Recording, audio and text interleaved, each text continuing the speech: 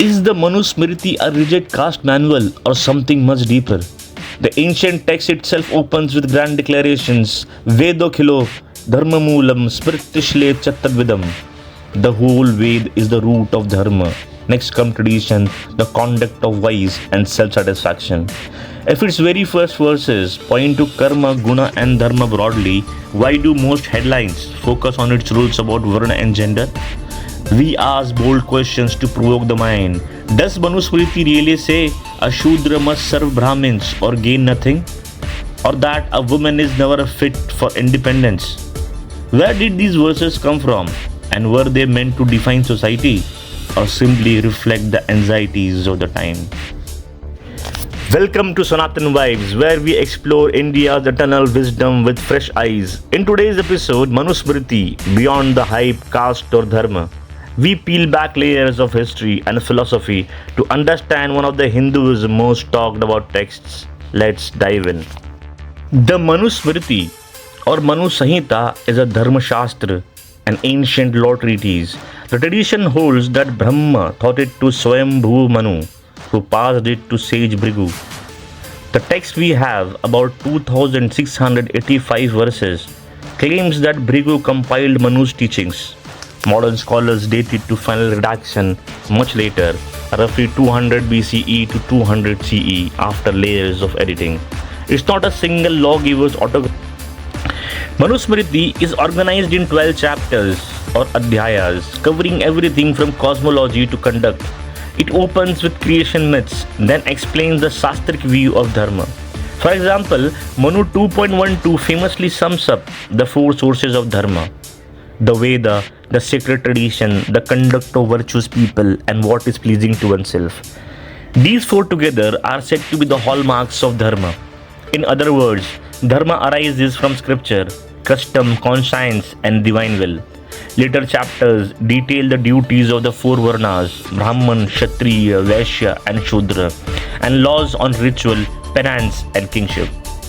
Despite the elaborate structure, Manusmriti's own presentation is often contradictory. As one scholar notes, even the Vulgate version, the Kulluka Bhatta recension, differs across manuscripts, and many verses may be later insertions. We will see how this patchwork character affects its meaning. The controversy boils down to few verses. For instance, Manusmriti 1.93 boldly proclaims that the Brahmin sprang from Prajapati's mouth as firstborn and possessor of the Vedas. He is by right the lord of this whole creation.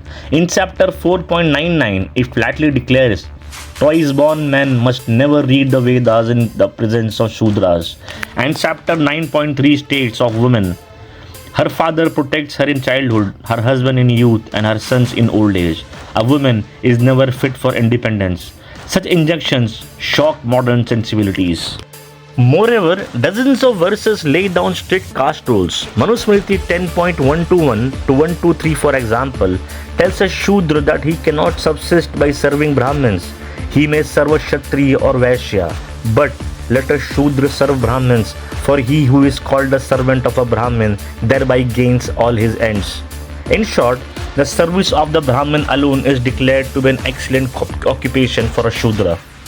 These rules codify a rigid hierarchy: Brahmins on top, Shudras with no rise to religious knowledge or property. Are these the essence of Manusmriti or selective quotations? In verses of Manusmriti text, harsh imposed penalties are given, like tongue cutting for a Shudra who insults a twice born, and forbids intercaste marriage. But Manusmriti also contains sanctioning verses like Manu 4.146, let none neglect a wife and a slave, for through them alone heaven is won. And in other parts it even praises women. Still, the most quoted passages are undeniably discriminatory. Interpretations and critics. Scholars and leaders have long debated what Manusmriti truly means for modern India. B.R. Ambedkar, a Dalit champion, famously burnt a copy of Manusmriti in 1927, calling it responsible for the caste system and social inequality.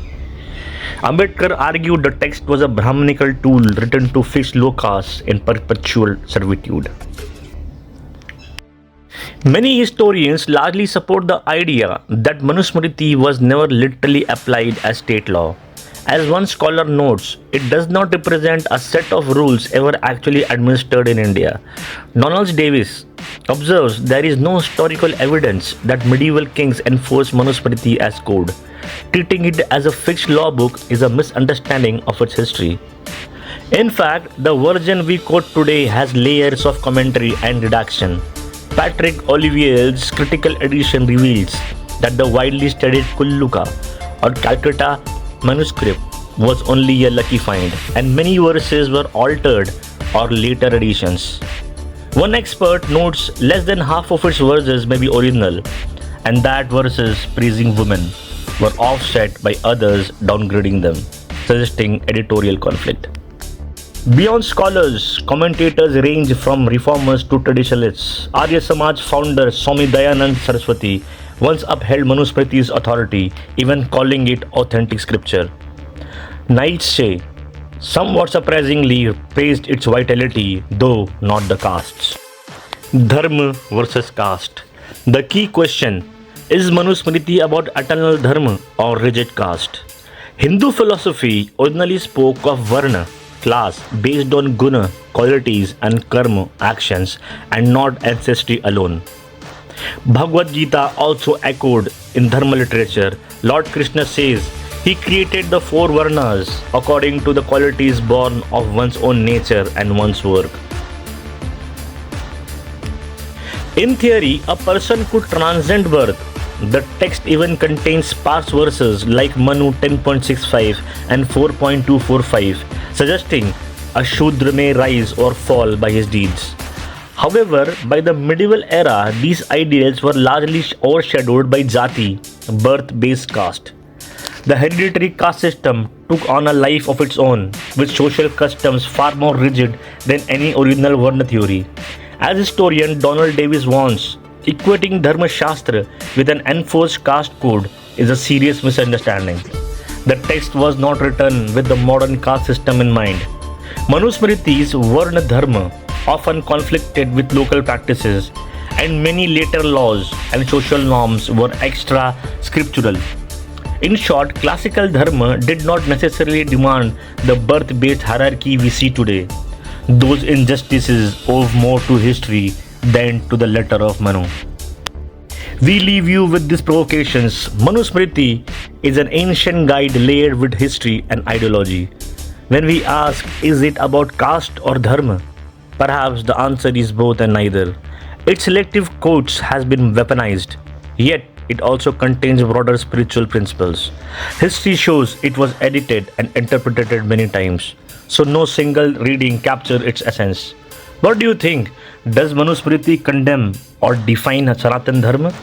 Can we honor its insight on duty while rejecting its outdated social rules? In the spirit of Sanatan vibes, let's discuss beyond binaries. Remember, every sacred text invites questioning. That is also part of Dharma. Leave your thoughts below and share this journey into India's philosophical past.